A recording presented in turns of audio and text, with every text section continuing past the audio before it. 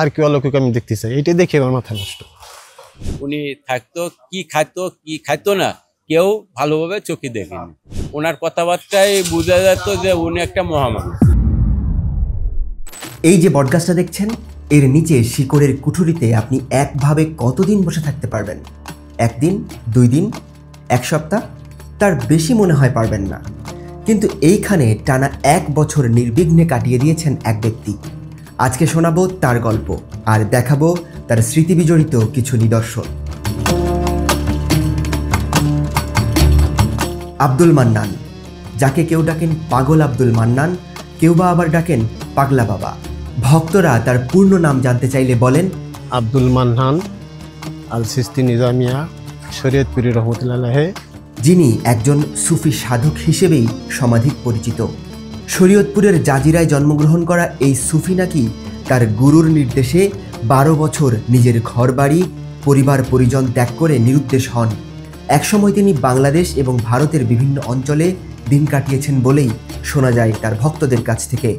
এর মধ্যে শেষ 1টা বছর তিনি কাটিয়েছেন যশোরের বালিয়াডাঙ্গার মান্দিয়া এলাকার এই বটগাছটার নিচে শিকড়ের কুঠুরির মতো একটা অংশে। এই বটগাছের ভেতরে এই জায়গাটার মধ্যে ধ্যান করতেন আব্দুল মান্নান, যাকে পাগল আব্দুল মান্নান বলেই চিনে থাকেন এলাকার লোকজন।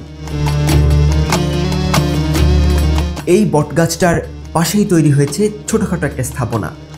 আমি এখন আছি পাগল আব্দুল মান্নানের আস্তানায়। এই আস্তানাটি যশোরের মান্দিয়া এলাকায় অবস্থিত। 1987 সালে এই আস্তানার ভবনটি নির্মাণ করা হয়। এর আগে এই পাগল আব্দুল মান্নান এই সামনের যে বটগাছটা আছে, এই বটগাছের মধ্যে একটা জায়গা তৈরি করে নিয়ে সেখানে বসে ধ্যানমগ্ন থাকতেন।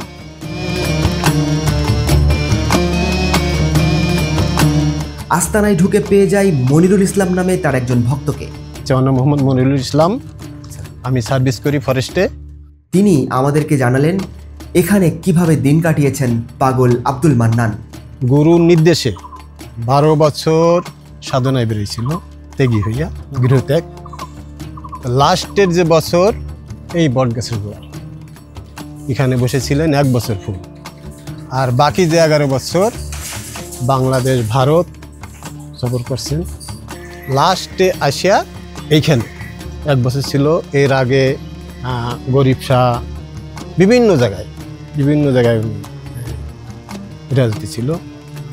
উনি এই 12 বছর জীবনে কারোর সঙ্গে কোনো কথা বলে নাই, মুখটা বন্ধ ছিল এবং ওনার কারোর কাছে হাত পাতে নেই যে আমার একটা টাকা দেন আমি খাবো, এবং কারোর ঘরে যাই মাথাও দিন, ওই রওজায় অথবা গাছতলা।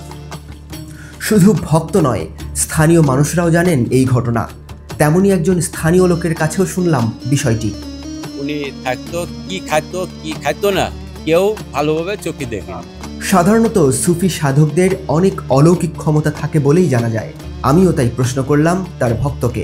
প্রাইভেটে আমরা আসতেছি, উনি বসা সামনে, আমি আর হানু বসা প্রাইভেটের মাঝে, উনি সামনে, সবসময় সামনে বসতো। যখন ভাঙা পার হয়েছি, একটা লোক রাস্তার থেকে আপনার আসতে সময় ডাইন সাইড থেকে বাম সাইডে আসতেছে।